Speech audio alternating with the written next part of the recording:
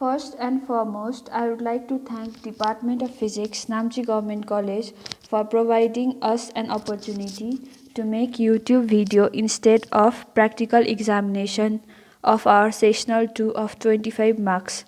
Furthermore, I would like to thank our teacher Dr. C.P. Khatiora sir for providing us topic and guidance.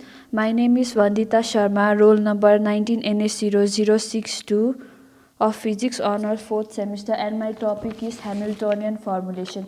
So let's begin. So Hamiltonian formulation पढ्नु भन्दा अगाडि चाहिँ पहिला हामी पढौँ Hamilton's principle.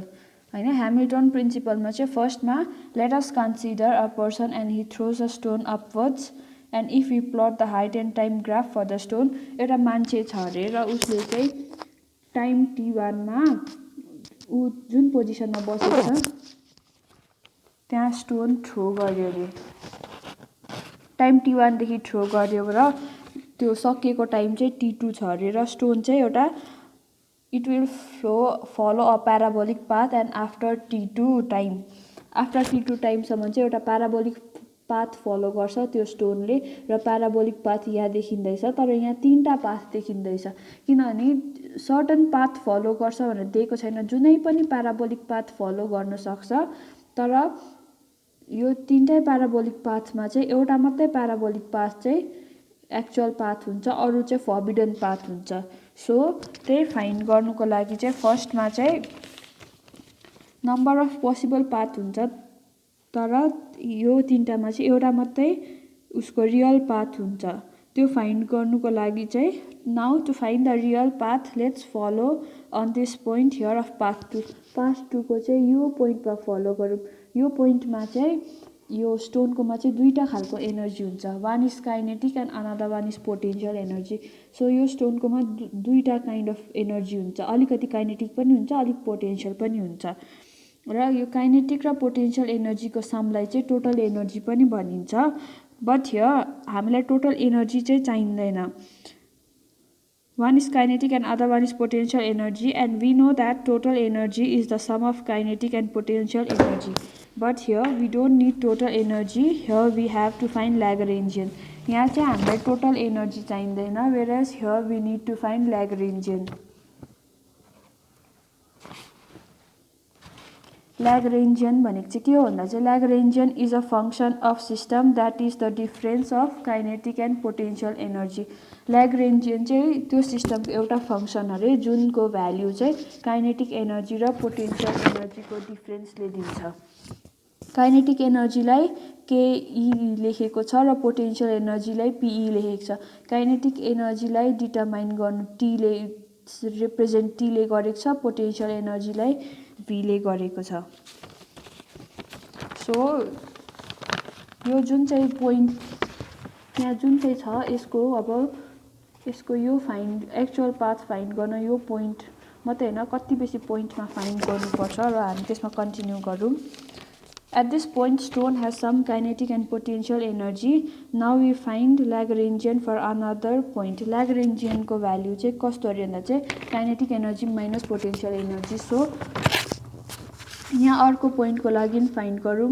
त्यसै गरेर सबै पोइन्टको लागि फाइन्ड गर्नुपर्छ. र सबै पोइन्टको लागि फाइन्ड गर्नको लागि चाहिँ हामीले त्यतिकै फाइन्ड गर्नु भन्दा राम्रो चाहिँ इन्टिग्रेट गरेको, किनभने डल्लै पोइन्टलाई कभर गर्छ. So to find the Lagrangian for the whole point we integrate. Time interval चाहिँ t1 देखि t2 सम्म छ र LDT भनेको Lagrangian पनि भनिन्छ. L भनेको चाहिँ Lagrangian हो. This is also called action integral र यही पोइन्टलाई चाहिँ action integral पनि भनिन्छ. Action integral is denoted by I. यसलाई चाहिँ I ले डिनोट गरेको छ.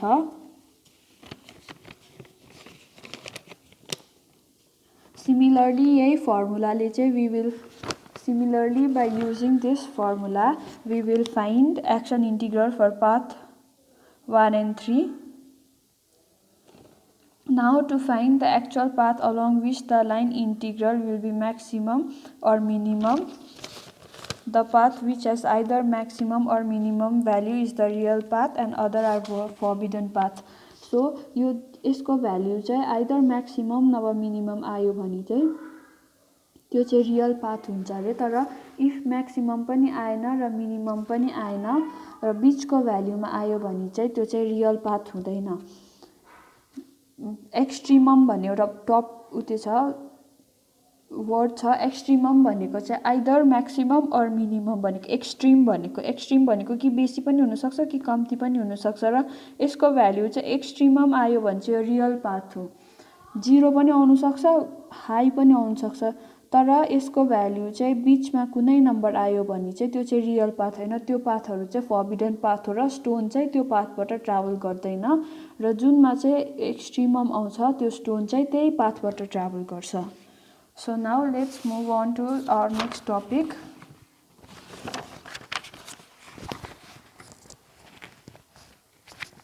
हाम्रो नेक्स्ट टपिक चाहिँ Hamiltonian's variational principle हो। It states that actual path followed by a conservative holonomic dynamical system over a fixed time interval, say t1 and t2, is that over which the line integral of Lagrangian is extremum.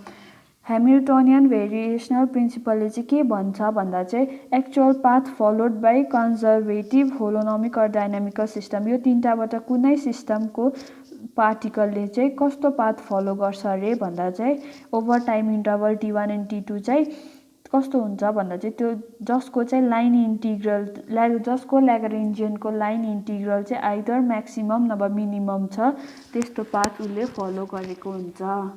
र mathematically यसको value चाहिँ कति छ भन्दा चाहिँ mathematically I equals to t1 to t2 LDT extremum भनेको छ। t1 to t2 LDT चाहिँ एक्सट्रिमम हो र एक्सट्रिमम भनेको चाहिँ आइदर मिनिमम अर म्याक्सिमम।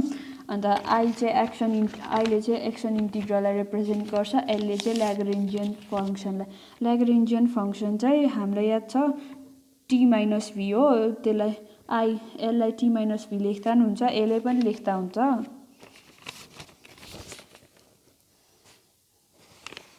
अनि variation in time integral so from one equation वानमा चाहिँ I equals to integral of t1 to t2 LDT equals to max extremum हुन्छ। So from equation one variation in line integral यो extremum छ भने चाहिँ एक्सट्रिमम भएको कुनैको चाहिँ भेरिएसन 0 हुन्छ भनेको चाहिँ if a function is maximum or minimum the variation over the time interval is 0। So extremum छ भनेपछि it is either maximum or minimum. So यसको जुनको टाइम इन्टरभल हुन्छ त्यो चाहिँ 0 हुन्छ। टाइम इन्टरभललाई चाहिँ यो भेरिएसन इन टाइम इन्टरभललाई चाहिँ यो डेलले डिनोट गरेको छ, delta I equals to delta t1 to t2 LDT equals to 0। यसलाई चाहिँ ह्यामिल्टोनियन भेरिएसनल प्रिन्सिपल भन्छ। सो फेरि एकताल रिपिट गर्छु, ह्यामिल्टोनियन भेरिएसनल प्रिन्सिपलले चाहिँ के भन्छ भन्दा चाहिँ एक्चुअल पाथ फलोड बाई कुनै सिस्टम कन्जर्भेटिभ होलोनोमिकल र डाइनामिकल कुनै सिस्टम चाहिँ over a fix time interval चाहिँ उसको लाइन इन्टिग्रल ल्याग्रेन्जियनको लाइन इन्टिग्रलको चाहिँ एक्सट्रिमम हुन्छ। त्यो एक्सट्रिमम भएको चाहिँ एक्चुअल पाथ हो। एक्सट्रिमम भनेको चाहिँ either maximum or minimum. So अब अर्को टपिक चाहिँ छ हाम्रो डेरिभेसन अफ ल्याग्रेन्ज इक्वेसन। र भर्खर हामीले ह्यामिल्टोनियन प्रिन्सिपलमा त पढेकै छ होइन। According to Hamiltonian variational principle del I equals to del integral of t1 to t2 LDT equals to 0 since L equals to t minus v। So L को भ्याल्यु चाहिँ kinetic energy equals to kinetic energy minus ल्याग्रेन्जियनको value चाहिँ kinetic energy equals to potential energy.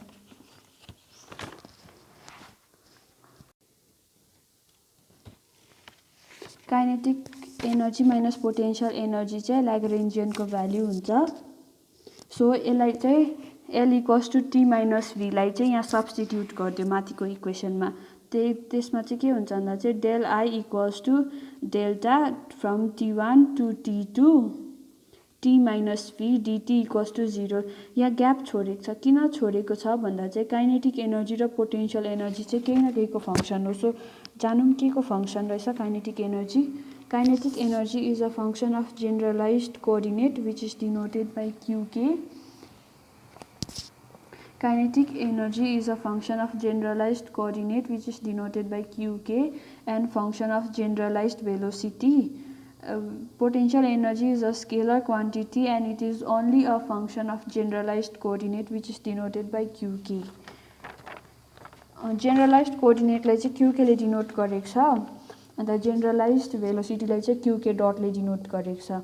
And here to derive Lagrange equation we need to mention that kinetic energy.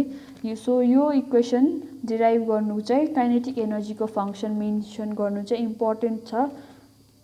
Potential energy चाहिँ scalar quantity भएकोले गर्दा उसको एउटाको मात्रै function हुन्छ अनि यो डेल्टाले चाहिँ यो दुईटै टर्मलाई मल्टिप्लाई गरिदिनुपर्छ. अब यो भित्रको t भएको टर्मलाई र v भएको टर्मलाई पनि मल्टिप्लाई गरिदिनुपर्छ. सो यो इक्वेसन कस्तो हुन्छ भन्दा चाहिँ del I equals to integral t1 to t2 big bracket open del t small bracket qk dot minus del v qk whole bracket dt equals to 0 हुन्छ. अनि हामीले यहाँ देख्यौं कि यो kinetic energy चाहिँ it is a function of two or more variables. यहाँ चाहिँ दुईटा भेरिएबल को एउटा मात्रै हैन उ चाहिँ it is a function of more than one variable. So more than one variable को function कुनै नै भ्यालु कुनै कुरा चाहिँ एउटा भन्दा बेसी भेरिएबल को function छ भने चाहिँ we use Euler's theorem. So by Euler's theorem function of x, y, z मा चाहिँ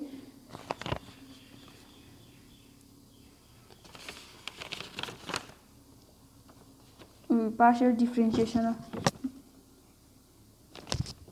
of f equals to df by dx del x plus df by dy del y plus df by dz del z हुन्छ Euler's theorem use गरेर. तर हाम्रो यहाँ चाहिँ तीनटा variable को लागि युलर्स थ्योरमले देखाएको छ whereas हाम्रो इक्वेसनमा दुईटा भेरिएबल मात्रै छ. So we will do it for two variables. दुईटा भेरिएबल जुन चाहिँ हो qk र qk dot. So yes equation यस्तो हुन्छ from t1 to t2 big bracket हैन del dt by dqk del qk plus dt by dqk dot del qk dot minus dv by dqk del qk whole bracket dt equals to 0. So यहाँ दुईटा terms मा चाहिँ del qk छ. So like terms नभए यसलाई common लिएर एकै ठाउँ लेख्न पनि सकिन्छ. यसलाई dt by del qk dt by dqk del qk minus dv by dqk del qk एकै ठाउँ लेख्यो किनभने सेम टर्म्स छ. यहाँ t र v को मात्रै डिफरेन्स छ plus dt by dq dot k qk dot del qk dot dt equals to 0.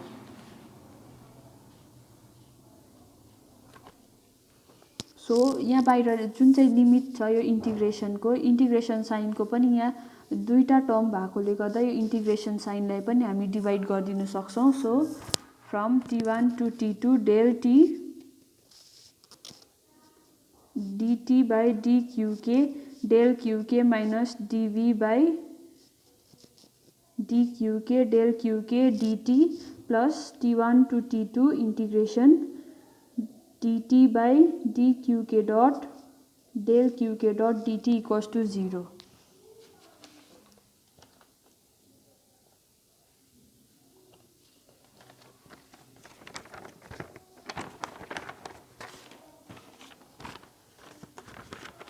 यो इक्वेसन चाहिँ the equation I is only for single particle and we need to consider the system of particles. We need to multiply both of integrals of the equation by summation for the whole system to be integrated. यो जुन चाहिँ I को value छ यिनीहरु यो चाहिँ हामीले अहिलेसम्म गरेको चाहिँ खाली सिंगल पार्टिकल को लागि हुँदैछ र सिंगल पार्टिकल डल्लै सिस्टम अफ पार्टिकल इन्क्लुड को लागि चाहिँ we take summations.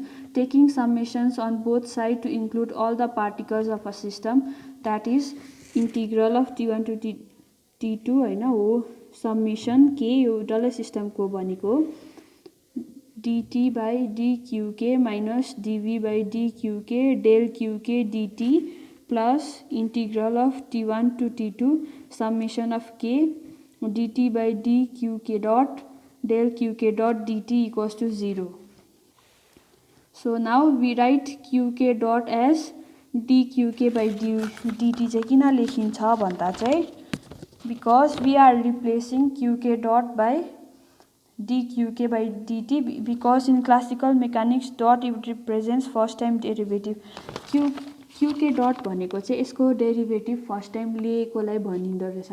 अन्त क्लासिकल मेकानिक्समा चाहिँ डटलाई चाहिँ यसरी डेरिभेटिभको मात्रै लिएकोले गर्दा कन्फ्युजन पनि हुन्छ अनि यसको भ्यालु अलरेडी रहेछ र सो यो भ्यालु रिप्लेस गर्यो भने चाहिँ इक्वेसनमा हामीलाई हेल्प पनि हुन्छ.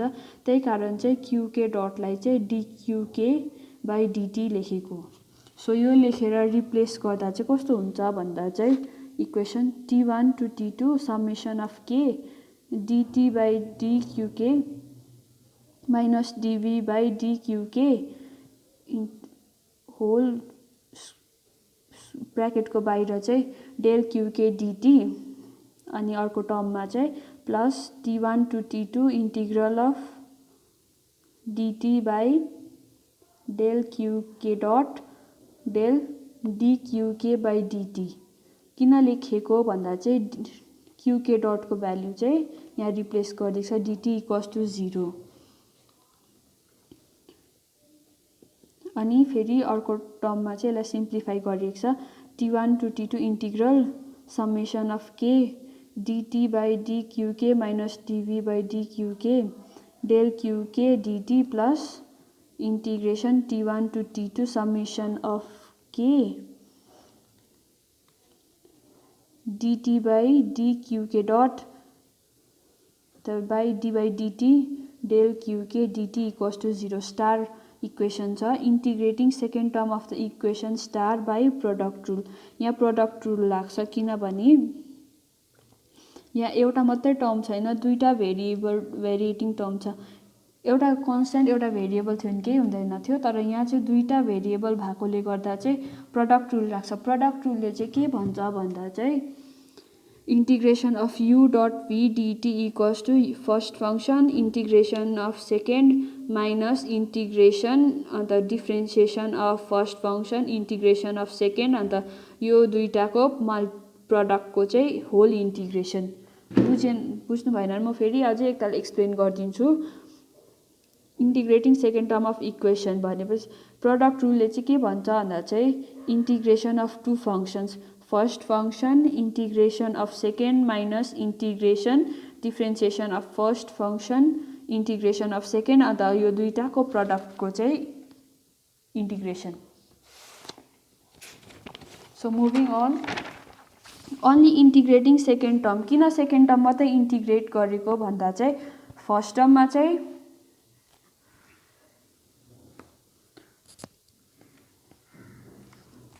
फर्स्ट टर्ममा चाहिँ अलरेडी हाम्रो फर्स्ट टर्म के छ फर्स्ट टर्ममा अलरेडी एउटा मात्रै त्यो छ भेरिएबल छ र एउटा सेकेन्ड वेरस सेकेन्ड टर्ममा चाहिँ दुईटा भेरिएबल छ.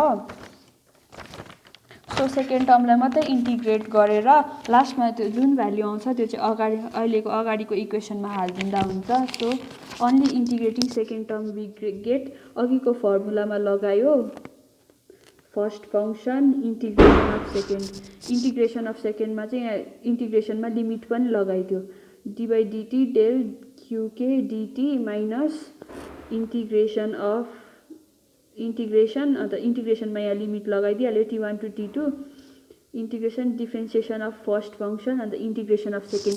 यो सेकेंड भित्रको इंटीग्रेशन में चाहिँ लिमिट लगाउनु पर्दैन. अनि त्यसको पछाडि कति पाइन्छ भन्दा चाहिँ फर्स्ट फंक्शन त्यतिकै हुन्छ. सेकेंड फंक्शन को इंटीग्रेशन चाहिँ qk del qk अन्त यो लिमिट चाहिँ यता लाग्छ t1 to t2 माइनस यहाँ फर्स्ट सेकेंड फंक्शन को इंटीग्रेशन भइसकेको छ यहाँ लिमिट लाग्दैन र अघि यो टर्म चाहिँ त्यतिकै रिमेन हुन्छ। The value of del Q K at T1 and T2 is 0,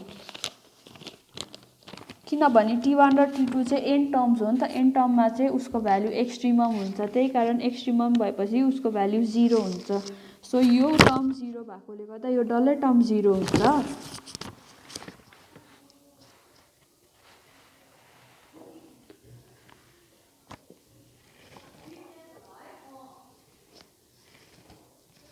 so यो टर्म 0 भएकोले गर्दा फर्स्ट टर्म डल्लै 0 हुन्छ। सो सेकेन्ड टर्म मात्रै रहन्छ। सेकेन्ड टर्ममा के रहन्छ भन्दा चाहिँ integration from T1 to T2 del summation of K D by D T into partial derivative of T by Q K equals to into del Q K D T equals to 0। So यति value आएको छ, जुन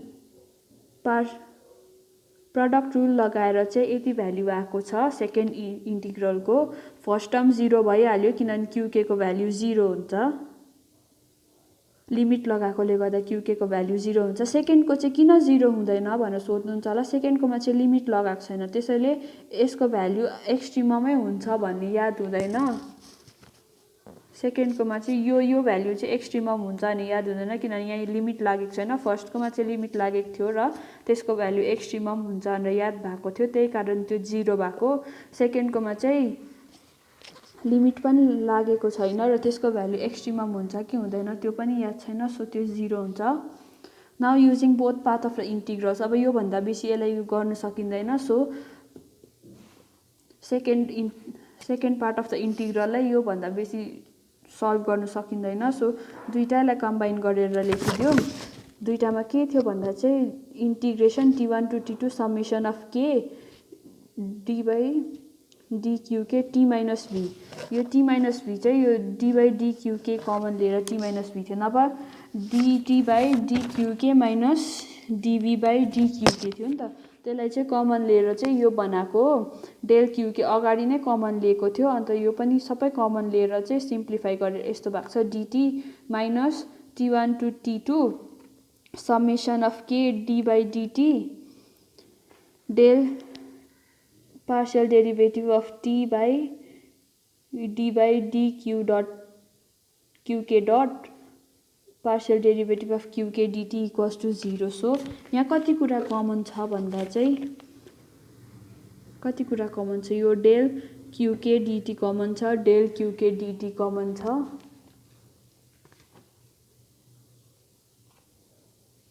अनि यो इन्टिग्रल पनि दुईपट्टि नै कमन छ। सो टेकिङ कमन लिँदा चाहिँ यो इन्टिग्रल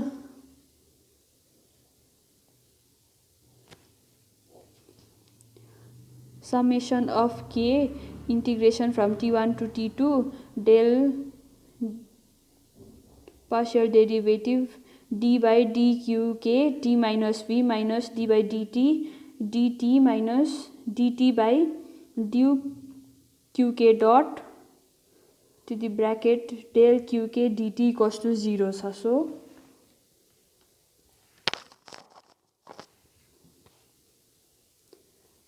यहाँ यो कमन लेख्छ, समेसन कमन लेख्छ, इंटीग्रेशन कमन लेखेको छ र डेल क्युके डिटी कमन लेखेको छ।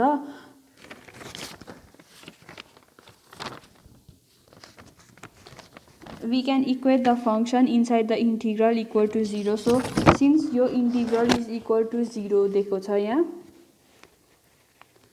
since हामीलाई यो इक्वल दिएको छ, we can equate यो भित्रकोलाई चाहिँ we can equate to 0. 0 मा इक्वेट गर्दा चाहिँ के पाइन्छ भन्दा चाहिँ del D by D K D by D Q K T minus V minus D by D by D Q dot K Q K dot और Q dot K equals to 0 लाई चाहिँ इक्वेसन ए मानौँ हामी। फर्स्टमा यसलाई इक्वेसन ए मानौँ and here let's take Q K dot dt minus v by dqk dot equals to यसलाई छुट्याइदियो भने चाहिँ dt by dqk dot minus dv by dqk dot हुन्छ।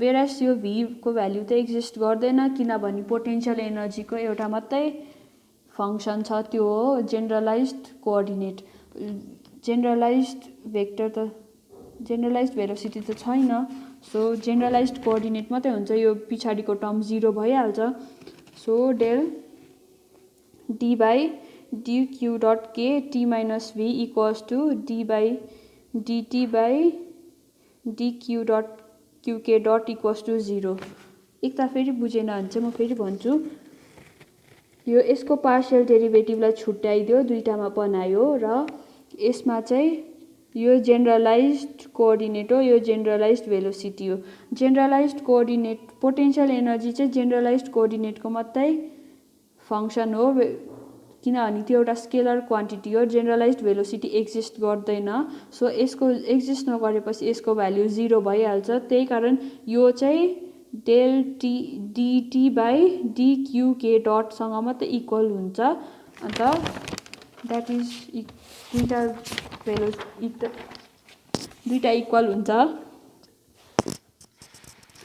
सो अब हामीले के पाइन्छ भन्दा चाहिँ d by dqk dot t minus v equals to dt by dqk dot यसलाई b गरिन्छ अघि इक्वेसन a पाएको थियो इक्वेसन a मा चाहिँ के पाएको थियो भन्दा चाहिँ d by dqk t minus v minus d by dt dt by dqk dot equals to 0 र dqk डट को भ्यालु चाहिँ यहाँबाट पाएको छ यो चाहिँ इक्वेसन a मा थियो र इक्वेसन a मा चाहिँ यसको बदली चाहिँ यसको अर्को नयाँ भ्यालु के पाएको छ भन्दा चाहिँ d by dqk dot t minus v पाएको छ र इक्वेसन a मा यसको भ्यालु हाल्दियो भने चाहिँ सो नाउ कम्पेयरिङ इक्वेसन अब फ्रम a एन्ड b चाहिँ d by dqk t minus v यो त अघि नै थियो यो माथि जस्तो छ त्यस्तै लेखेको minus d by dt minus d by dt d by dqk dot t minus v equals to 0 यो चाहिँ b बाट पाएको भ्यालु हो हामीले यो भ्यालु चाहिँ b बाट पाएको भ्यालु हो सो b बाट पाएको भ्यालुलाई चाहिँ इक्वेसन a मा रिप्लेस गर्दियौ and now we will multiply both sides by minus sign हैन यो दुईटालाई माइनसले मल्टिप्लाई गर्दा चाहिँ यो सेकेन्डको टर्म चाहिँ फर्स्टमा हुन्छ यो qk डट भएको टर्म चाहिँ फर्स्टमा हुन्छ d by dt d by dqk dot t minus v minus d by dqk t minus v equals to 0 र हामीलाई याद छ कि q minus v t minus v चाहिँ l हो भनेर सो t minus v लाई l मा रिप्लेस गर्दियो भने चाहिँ ल्याग्रेन्जियनको इक्वेसन आउँछ एन्ड हेन्स इट इज प्रुभड